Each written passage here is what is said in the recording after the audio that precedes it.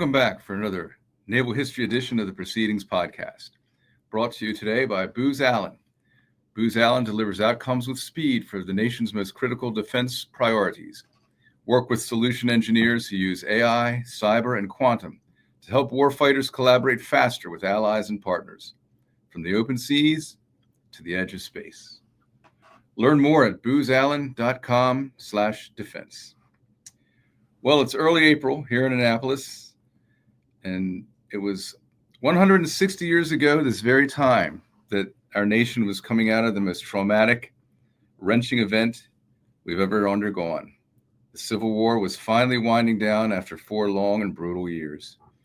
Those weeks of early April, it was one momentous event after another. And lost among those was President Abraham Lincoln, who visited just fallen Richmond. I mean, just days earlier, the Confederate government had hightailed it out of there. He shows up with a naval retinue to visit the fallen and conquered city and bestow that hand to the defeated, who also were fellow Americans that he wished to welcome back into the fold. This was a brave and audacious move on the president's part, and yet he did it. And it's lost in the swirl of events in that time, but it was a major thing with a major naval component. So here to talk about Lincoln's forgotten walk through Richmond is Archivist Dr. Samuel Limneos of the Naval History and Heritage Command, who has written this wonderful piece about this for Naval History, which you can read online. Just go on there and you'll see it. It's a great, inspiring piece, really. Sam, welcome. It's good to see you. Hey, Mr. Mills, thanks for having me. I'm just really excited to be here with you. Thanks for the opportunity. You bet, but it's Eric. Thanks, Eric. You bet. This is a wonderful story. It's a very kind of inspiring one. Lincoln had this sort of beatific quality of exhaustion and relief, I feel like. And the very time this happens, April 4th, 1865. It was 160 years ago, just the other day. But I'm struck by how courageous a move this was on his part. This was the enemy capital. It wasn't that long before Jefferson Davis and the government was sitting right there, and the military, they just scooted out of there. And within a very short amount of time, they're going to surrender. And a very short time after that, of course, the president will be tragically assassinated. So tell us all about this story and the naval component of it, which is very fascinating to us here. Yeah, thanks. So I had been sitting on this research for a while, and I came across it one time. I think it was a blog article. I was doing some research on Admiral David Dixon Porter, and I came across this blog post, and it had a bunch of pictures in it, and it was Abraham Lincoln surrounded by sailors. And they had their carbines on their shoulders. There was a couple of them in front of him and a couple of them behind him. And then a naval officer with a beard, who I knew was Admiral Porter. He's kind of recognizable for us Civil War naval historians anyway. And surrounding the president, though, was just these African-American people, from the Civil War in their humble clothing. And they were just thronging him. Really close, and there was a lot of emotion in the faces of these people, and it was just like this incredible scene. And when I started to read about it, I was like, wow, okay, this is just an incredible emotionally impactful event. And what struck me right off the bat was that I couldn't find any real scholarly discussion about this, at least a couple years ago, and also a lot of media attention, contemporary movies, literature, things like that, just didn't really talk about it. So what I did a little bit of research, and I found, there is a couple of articles written about it. It is included in most biographies of Lincoln as a couple of pages or a footnote. In 2021, during COVID, there was a Richmond National Battlefield Park Ranger named Mike Gorman who did a really good 45-minute video about the event, and he had a map, and he's showing where Lincoln was walking through Richmond on April 4th, 1865. And then I was also kind of disappointed because I said that Steven Spielberg's 2012 Lincoln which is a great movie, is all about the events of that week, April kind of 2nd through, you know, that end of that week. It even shows Lincoln going to Petersburg to survey the Battle of Five Forks and his talk with General Grant, which occurred the day before he went to Richmond. So there was a lot of, you know, focus on that time period, and the movie was really more about a political history of the 13th Amendment to the Constitution, abolishing slavery, and kind of Lincoln's role in doing that. And then I saw there was Ken Burns's 1991 Civil War documentary, which had like 40 million viewers back in that time period when it aired, and they only devoted a couple minutes, and they really just talked about Lincoln going to the White House of Jefferson Davis, the Confederate White House.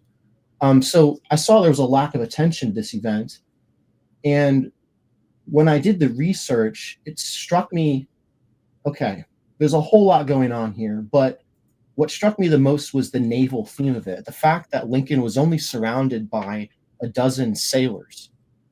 And, you know, it could have been soldiers, it could have been cavalrymen, it could have been, you know, his private security guards, which he did have a couple at this time. But it was sailors, just simple sailors in their baggy, you know, uniforms, their little sailor caps, and they just had some rifles. So when I thought about this, I said, well, what does this really represent? And there's a lot of themes that are involved here. You have, like you mentioned, the momentous kind of scenes before and after.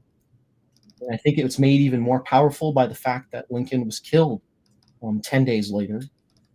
But it was right a couple of weeks after his second inaugural address where we really hear this kind of biblical justification for the war, where he says, you know, but if the war continues until every drop of blood drawn with the lash, you know, is repaid by another drawn with the sword. And, you know, he kind of says at the end his theme for Reconstruction with, let us strive on to finish the work we are in, bind up the nation's wounds, care for the widow and his orphan. People see that, and then they see his assassination, you know, in April, mid-April. But this event kind of is sandwiched in between, and it's really important because it represents a lot of broad themes. It's, you know, there's a lot of social kinetics there. You have, like you mentioned, Richmond is set on fire by the retreating Confederates. That represents the devastation economically of the South. You have this kind of sense of hopelessness and despair from the Southerners who for 4 years had kind of cursed Lincoln, and Richmond was seen as the epicenter of the rebellion along with Charleston. And then the just utter jubilance of the freed, recently enslaved people that are kind of seeing Abraham Lincoln to them as an unbelievable event. And they had probably seen pictures or engravings of him, but it's not the same culture of media and exposure that we have today, where we're so used to seeing our political leaders. This was a huge event for these people. It was their emancipation event, kind of a consummation of the whole war's moral purpose. And if there's anything that could represent the moral kind of function of the war, the Civil War, it's this event. It's this, you know, the consummation of all of Lincoln's efforts since, you know, he was growing up in the Midwest, and when he was reading books as a child, and when he was, you know, running as a senator or a congressman from out there, and then, you know, running for president, the Douglas debate. So all of the work that he did, the Emancipation Proclamation, everything led up to this moment. So it represents that too. But the sailors around him, I think, really represented the Navy's role. So thousands of African Americans served in the U.S. Navy during the Civil War. And we know that there was a couple major components to the Navy's role. There was a long blockade against the South, the Anaconda Plan, constricting trade of the southern ports, and then capturing blockade runners really until around January of 1865, with the fall of Fort Fisher, kind of ended the whole blockade running, and when it extinguished some of the last ports on the southern coastline.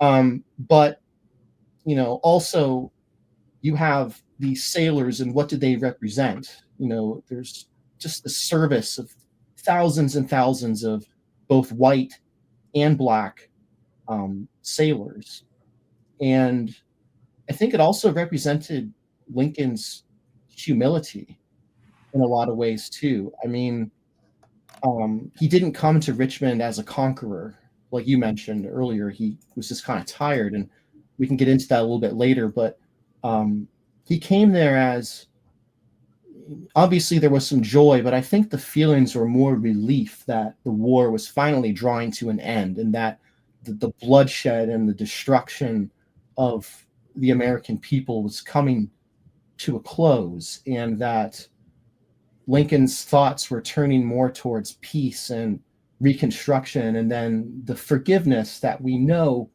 he really had in mind for the South. And he told Grant that the day before he went to Richmond. He met with Grant at Petersburg, and he told him famously that, if Jeff Davis and Alex Stevens managed to escape and flee the country, I'm not going to chase them.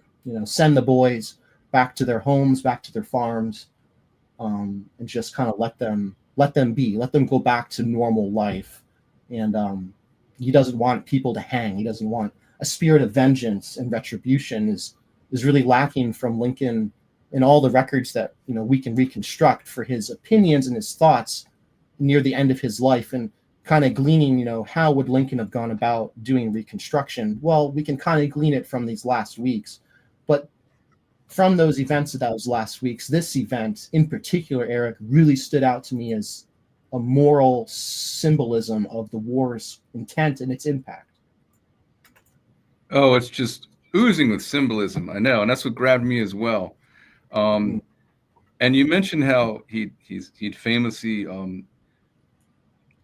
mentioned we would have to bind up the nation's wounds. He had a spirit of conciliation and reconciliation and forgiveness, frankly. And we always talk about Samuel Eliot Morison in Naval History magazine, and we often evoke him, usually, of course, regarding World War II and the Navy. But it's worth pointing out, Morrison actually had an interesting comment on this very stuff. He, in his, I think it's the Oxford History of the American People. It's a great book.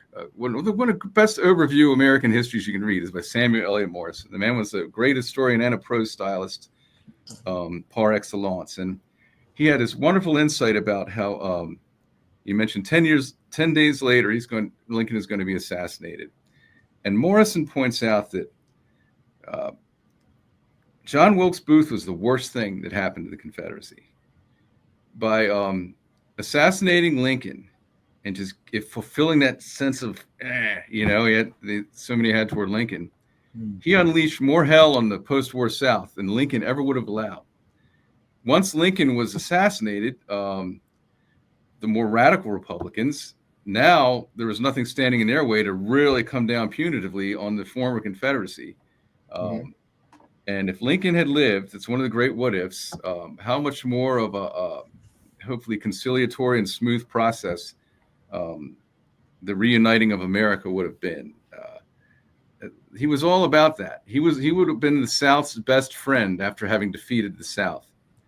And John Wilkes Booth ruined all that, obviously, and created more of a backlash where there already was going to be one than would have been the case had Lincoln lived. And I feel like this event shows that. He walks through there more as a liberator than as a conqueror. He goes to the Jefferson Davis mansion, the White House of the Confederacy, but it's not in any sort of triumphalist sort of way. I don't get that at all. And he's walking among these people. I mean, you would never do this with a U.S. president nowadays. He's just out there in this throng of humanity with 12 sailors and porters with them too, right? As they walk, rear admiral porters there too, which is just, again, wonderfully symbolic for us to see that, because he's like naval aristocracy in the U.S. Navy, Sure. especially in this war. I mean, fall of Vicksburg makes all this happen a couple years later. But the way that he does this, to me, is almost like he's somehow above the fray, and he's right there among the common folk. Yeah. And here's where I see the courage come in. This is a very massive amount of people just milling about in a city that's been destroyed. A lot of those are grateful to see him. Some of them, probably even on the Confederate side of things, were probably just relieved it was over. And they see this sort of benign presence among them, not jackbooted thugs, just kind of, whatever. But there's a lot of lingering resentment there too. And he is such an obvious visual symbol, just himself, the way he looked. Mm-hmm. You can't mistake the guy. You can't miss him. Yeah. And he was getting some dirty looks. I mean, and there's one point, it's a really telling anecdote. An elderly black man who's recently discovered freedom for the first time in his long and sad life comes over to him, and I think he doffs his hat or something like that. And Lincoln returns the gesture just out of a basic courtesy. And it's like, you don't do that, And some people were profoundly impressed by the humanity of that. Others were ready to just like strangle him for it. And he's getting some real snake-eyed looks at that point. So you can sense the seething danger under the surface there. Yeah. And you touched on a couple things that were linked. I mean, you mentioned that this is an unprecedented event, even for modern presidents, right? This would never happen in today's world. But it's equally important to remember that this had never before happened in American history, that you would have a president of all people walking amidst thousands of Black Americans that are touching him, trying to kiss the hem of his garment like he's Jesus Christ, like the woman who wanted to heal the bleeding that she suffered for 10 years and said, if I can just touch the hem of his garment, I'll become whole. And kind of this legendary status of Lincoln as the emancipator comes through here. And the symbolism of Richmond itself, I mean, Richmond represented the birthplace, maybe not specifically, but the origin state of Virginia was the home of so many of the earliest American presidents, right? Washington, Jefferson. And they even had a statue of Washington was on top of the Virginia Capitol at the time. It was one of the only buildings really left standing and they walked through it on their route. So you had Lincoln arriving by boat because Porter's flagship, the Malvern, couldn't go up the James River because the night before, the Confederates, Raphael Semmes, I think, was there at the order of the retreating Confederates.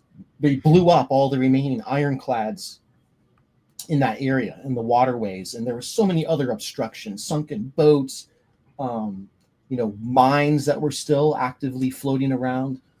So they spent a lot of that night in the morning of the 3rd and the 4th kind of clearing the channel, but Porter's flagship couldn't get all the way up the river. So they disembarked about 7 miles downstream from Richmond.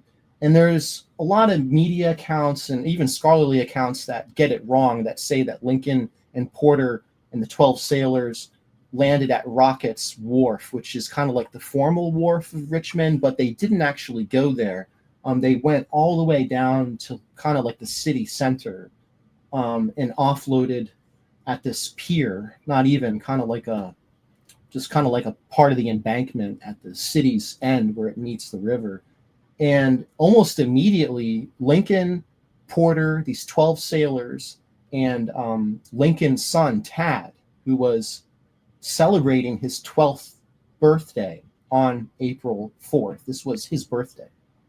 And Lincoln's just holding the hand of his son, right? And that, to me, added a whole nother element to this. It's just this humanizing, humble character. And there's so much written about Lincoln's character. And we know, how homely and kind of down to earth that he was, and his kind of sense of humor and his sense of personality that came through often. Everybody commented on it, all of his biographers and contemporary people that knew him. But almost immediately as they disembark, Porter starts to get nervous because there's these shouting noise of shouting coming from the riverbank, and all of a sudden these recently freed slaves, maybe not all of them are slaves, but I would say a lot of them just recently obtained their freedom by the Confederate retreat, recognized Lincoln as wearing his silk black coat, his tall stovepipe hat. He's recognizable instantaneously, and they just start shouting and yelling at the top of their lungs in this kind of joy. There was a war correspondent standing nearby. His guy was the most opportunistically situated war correspondent of the entire conflict, Charles C. Coffin. And he wrote an account of what happened pretty much that day or that night and the next day. So his is the most trustworthy account. And he has these crazy rendition of all of these emotional scenes that start to occur.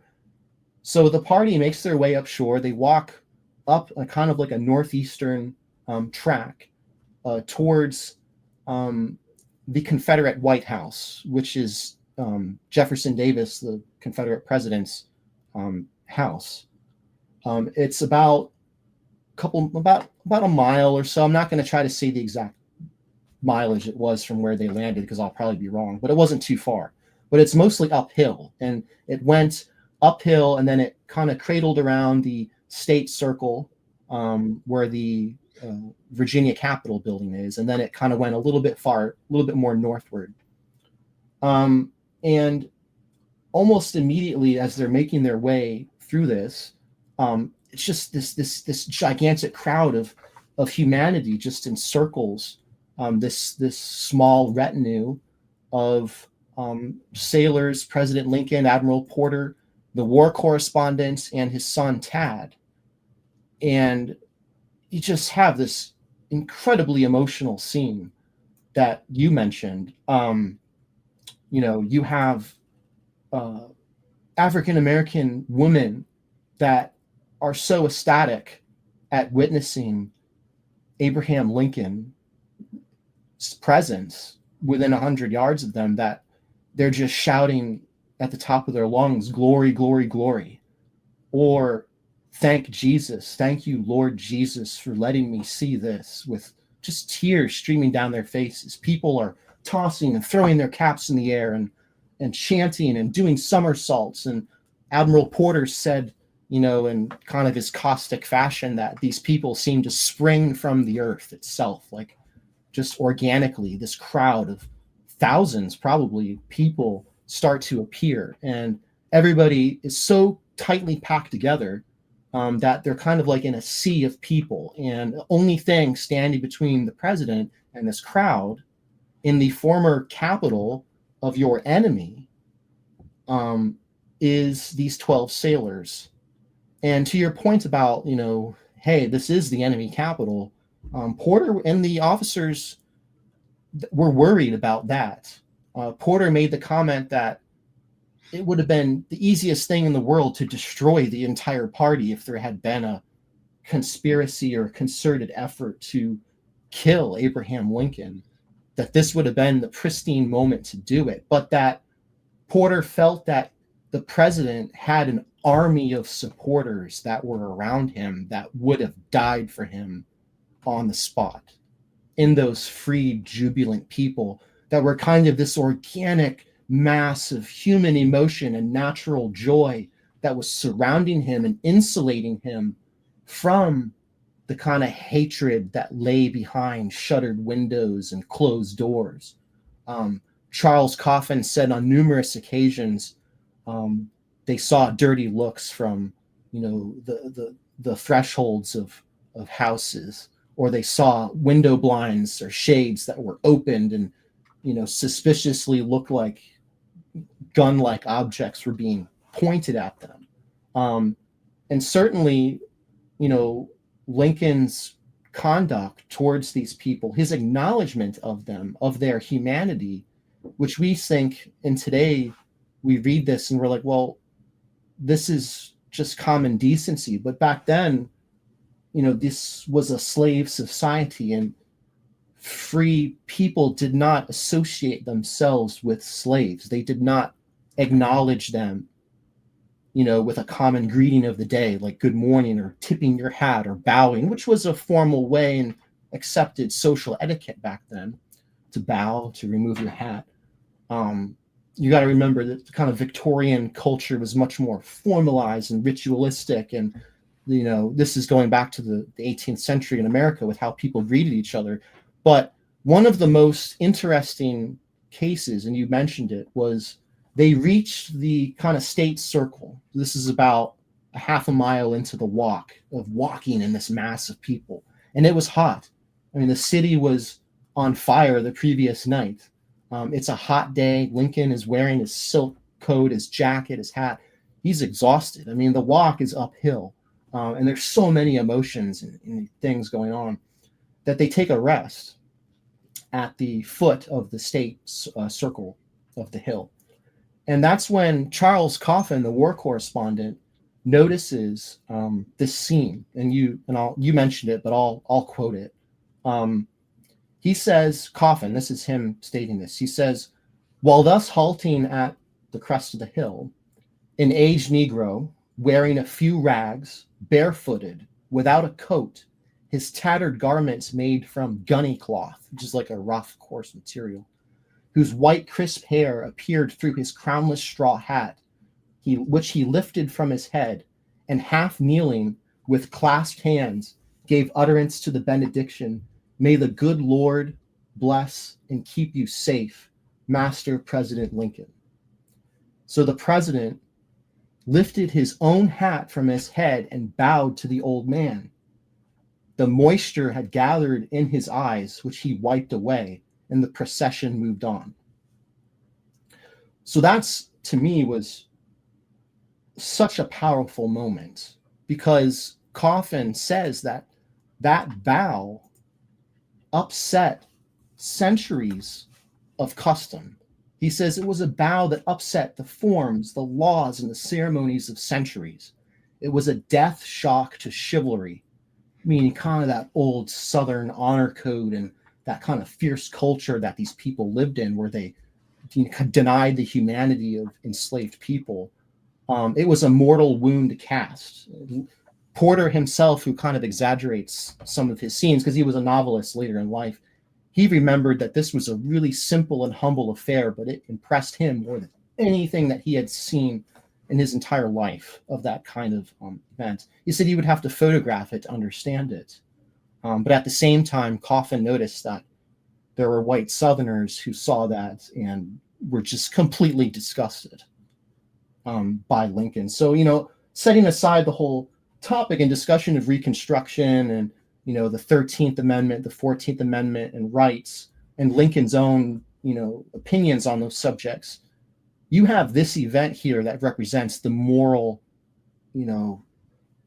consummation of the Civil War. Regardless of that, he's recognizing this Black man's humanity through this bow that he's making.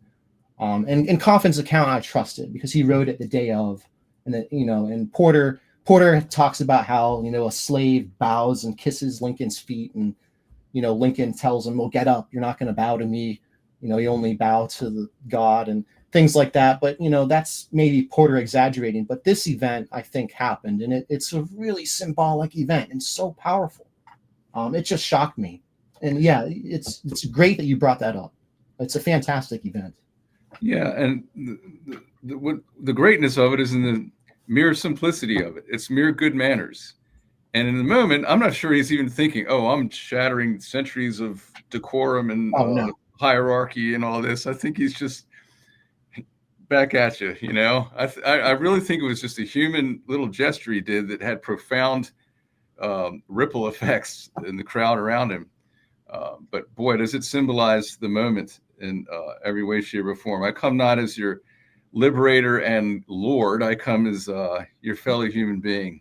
Mm-hmm. It really is just, and you're seeing this in this sort of golden, fleeting moment in the midst of all the other stuff going on. And in the back of your mind, you realize he's going to be dead in 10 days. And that just adds to the sort of emotional impact of it. I'm always reminded when I think about those final days of the war and of Lincoln, of that last photo taken the day he was killed, before he went to Ford's Theater. And you look at that face, and it's a very often depicted face, Mm-hmm.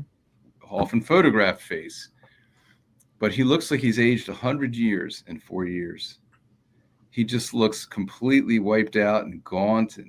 But there's such a look of becalmed gratitude and relief that things have turned out how they have. There's this sort of vague, almost Mona Lisa half smile, just of exhaustion and thank God this is over. I always think about that photo and how kind of profoundly sad it is to realize, hours later he's dead. Yeah, and that death, that assassination, a lot of the people who wrote about this Richmond event, like Coffin, for example, they went on to write more about it later. And the press at the time really some of the press interpreted Lincoln's he didn't think of himself as a conqueror. We established that, but it was certainly triumphant. We can say that. I mean, this is the end of the war. It's victory over the South. So people compared, meaning the press compared Lincoln's walk through Richmond after the assassination. They were writing about it as a biblical allegory of Jesus Christ entering Jerusalem for the Passover celebration, celebrated now as Palm Sunday, where you have Jesus Christ riding a donkey into Jerusalem, and prophecy says, your king will come on an ass or whatever. And then all the people throwing, palm fronds down on the ground, and people dancing in the streets and trying to come and kiss the hem of the garments of the Savior that's arrived. And then, in the coming days, he's killed by crucifixion as a sacrifice for sin in the Christian tradition. And a lot of these contemporary writers, newsmen, novelists, stuff like that, writers after Lincoln's assassination were comparing Lincoln's triumphant entry into Richmond to that event, because he was essentially killed 10 days later. And there was a lot of public moralizing about how Lincoln, sacrificed himself for the sake of reunifying the country and bringing the Union back together, and winning the war and ensuring that American democracy continues. And you wouldn't see too many references to his liberation of African Americans. Yes, there was writing about that, but it's still 1865, and there's still a big gulf between celebrating emancipation and the social impact that will have later, with just we've beaten the Confederacy and now the era of Reconstruction starts. But what really struck me too was that comparison between Jesus Christ and Lincoln. It's one small aspect, but it really makes you think, right? You're like, oh well, yeah, that's interesting to think about. Right. You can recount the events of those several days in very much of an allegorical context if you're of the mind to. Most certainly. I mean, it virtually writes itself in that regard. I'm sure Lincoln would shy from any sort of such messianic elevation of himself, but it certainly felt that way in the emotions of the time for many people. Mm-hmm. Lincoln's relationship with the slavery issue is something I know Lincoln biographers and historians debate quite a bit, like how his thinking evolved on this. He really was clear-cut, and statedly so from the get-go. My main goal is to keep the Union together. I am about not letting slavery expand westward into the territories, but I'm not out to necessarily end it. The South's reaction to his election, in a sense, was a self-fulfilling prophecy. Mm-hmm. If they just kind of sucked it up for 4 years and tried to vote someone more favorable to their point of view in, which is the way the system's supposed to work, they might have been able to perpetuate their dying economic system for longer, but they brought about their own destruction by overreacting. And it's kind of comes full circle at the end. The post-Civil War South brings about its own brutal reconstruction by the way they overreact. One of them overreacts and takes out the man who defeated them. Yeah, I'm not a self-professed Civil War historian, and I'm not a Lincoln historian either. But I, what you said strikes true. I mean, I think at the time of 1861, when tensions were so high, and state after state was seceding from the Union, there was definitely a more let's calm down approach that said,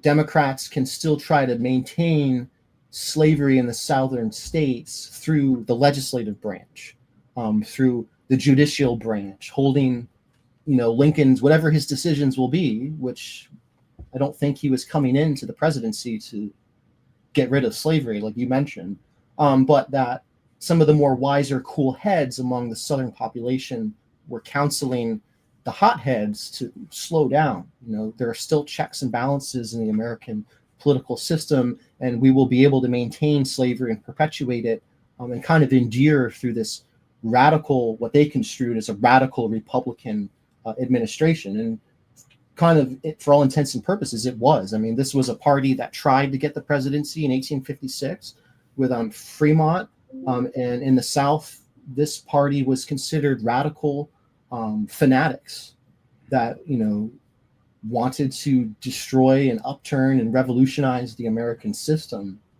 At least some interpreted it that way, enough to start a rebellion. But you're right. I mean, Lincoln had a pretty restrained approach to fighting the war in the beginning. I mean, there was no calls for vengeance that Lincoln adhered to or answered. He didn't want to immediately abolish slavery. And he didn't. It wasn't until 1863 that the Emancipation Proclamation comes out. And even that was only limited to freeing slaves in the southern Confederate-controlled areas. And it really only freed slaves that fell behind, that they only freed slaves by token of the Union military forces being in those areas to kind of secure their liberty, because the South, obviously ignored the proclamation. But by 1864, 1865, that whole policy of restraint was really turned on its head. I mean, you had the parole system for the first, year or two of the war, where the armies, North and South, were kind of paroling and letting promises of good behavior and equal exchanges of prisoners, and promise I'm not going to go back to fight, exchanging prisoners between the armies. And then that dies out kind of after the fall of Vicksburg in 63. That's really no longer happens anymore, really. And then, obviously 64 to 65, you have these really bloody engagements in the Eastern theater. I mean, in Virginia, Virginia's Bloody Plain, you have Petersburg, you have Fort Fisher in January of 65, which was the largest naval bombardment in history. And Porter was the commander of that battle, of the naval components of it. It was a joint operation. And then obviously at Petersburg, and then you had from the South, General Sherman kind of sweeping up through Georgia and into the Carolinas. And we know Sherman's infamous march to the sea, and through Georgia, and just burning everything in their path. So things had really become more heated, literally and destruction-wise, in the intensity of violence. But then again, at the very end, you have that kind of diamond in the rough with Lincoln saying, enough is enough. Right? Let's end this war. Thank God we've come to this point where this nightmare is about to be over. And I think that belief was kind of shared in a lot of these military officers like Porter and Sherman, and some of the other naval officers like Admiral Farragut, who was also in Richmond on this day, were just happy and relieved that the war was over, or was coming to an end. I mean, there was still the threat of guerrillas. Lee's army was still on the loose in Virginia, kind of fleeing northward. So, but effectively, the war was over. The last Confederate sources of power were being crushed. and they were just fragmented armies kind of fleeing in between Union lines. So I think everybody was just glad the war was coming to an end. I know Lincoln was, and I'm sure that in this final half of that war, it became more and more just total war, and all the brutality that suggests. I feel like his thinking on slavery evolved into more of a harder edged. This has to end. This is all because of this profound thing that is just kind of not right. I think he would have been less on a crusade that way had they not pursued this course of action that got so drastically tragic for the country. Such a loss of life. And I feel like he was much more that liberator of the enslaved by the end than he ever was at the beginning. And I'll go back to this one last time. I feel like that was their fatal mistake, was they failed to be able to see that there were people, a lot more radical Republicans to the left of Lincoln than Lincoln himself. He was kind of their best hope if that party was getting into power. But they couldn't see past the R of Republican, and they seriously brought about their own demise. But yeah, back to bring it back to this, I could talk about this stuff for 2 hours with me you. too. Yeah. So many layers to the onion. But it might have been pure pragmatism. He came from with a naval escort, but we talk about the underlying symbolism of this, where symbolism doesn't necessarily mean to be symbolic. It just is for us who see it. And this very much is for me, and I think for you too, from the way you wrote this, it shows how in the end it was that naval blockade and the naval effort that finally inevitably choked out the South. It took a couple of years. They tightened that noose a little tighter each year as the blockade got better.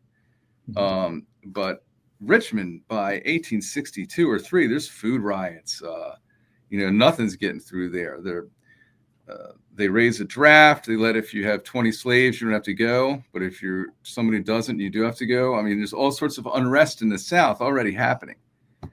So that relief that it was over, I think is shared among a lot of the Southern population, though it's not as obvious on the surface.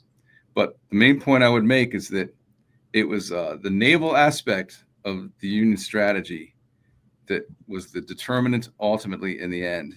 And the fact that Lincoln marches through the fallen capital of the Confederacy with a naval escort just says that the optics of that speak volumes. Absolutely. I mean, you touched on it, the blockade, the riverine operations, the assaults on coastal forts and garrisons like Charleston, like Fort Sumter, like Fort Fisher, like Battle of Mobile Bay, New Right. Orleans, all these big naval engagements, and kind of those sailors represent a microcosm of the greater Navy's role in the war. I mean, I think there was 100,000 or so, rough estimate, volunteers and officers in the Civil War Navy. And this story's connection to emancipation and African American history, there was about 18 to 30,000 African American sailors that wore the same uniform of those sailors that were escorting President Lincoln through Richmond. The vast majority of them obviously were kind of relegated to roles like landsman and cook and coal heaver, and with some exceptions for like pilots and more specialized roles.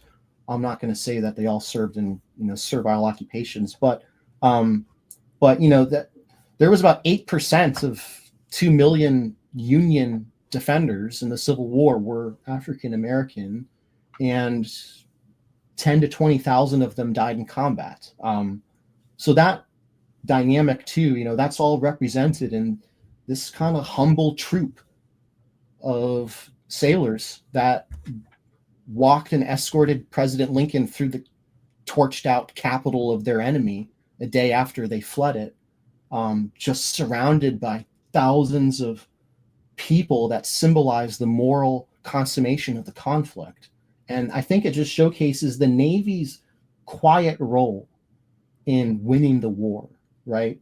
So much of the Navy's performance in the war was blockade duty, which was pretty boring. Well, not to us, it may be boring, right? To them, maybe it was too. Sometimes you're sitting on a sea on off the coast in a ship with nothing but, you know, long watch duties to look forward to, and 24/7, and maybe the occasional appearance of a blockade runner that you get to chase and try to do. And this is, you know, interspaced throughout this, or pretty big naval actions and assaults, which we already mentioned. But the Navy's quiet role in kind of bringing the conflict to an end and kind of executing the president's strategy to constrict and blockade the South while the Army kind of played the game on land, I think is all symbolic of this event.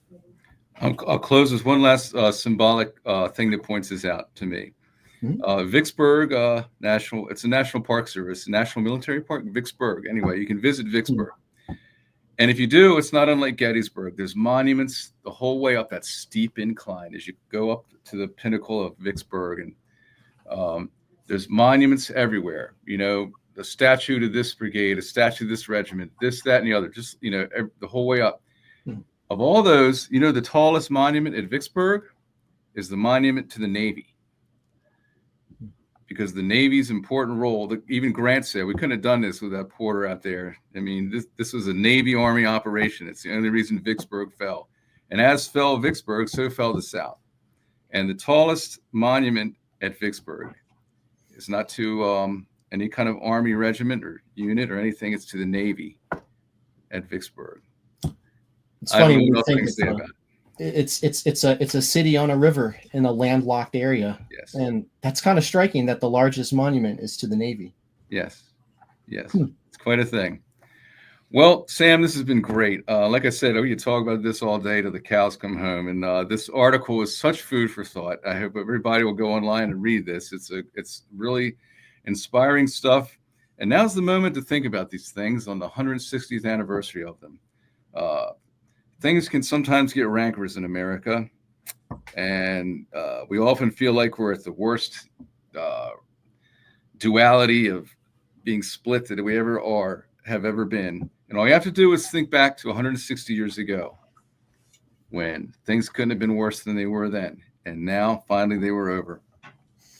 Thanks for bringing this story to light, Sam. And we look forward to seeing more from you in our pages and in our digital edition as well. So thanks for joining us, and we hope to see you again soon. Thanks, Eric, for the opportunity. It's been my great pleasure. That's it for us for today, folks. Until next time, I'm Eric Mills, Editor-in-Chief of Naval History Magazine. Keep reading, thinking, writing, and learning from history. So long.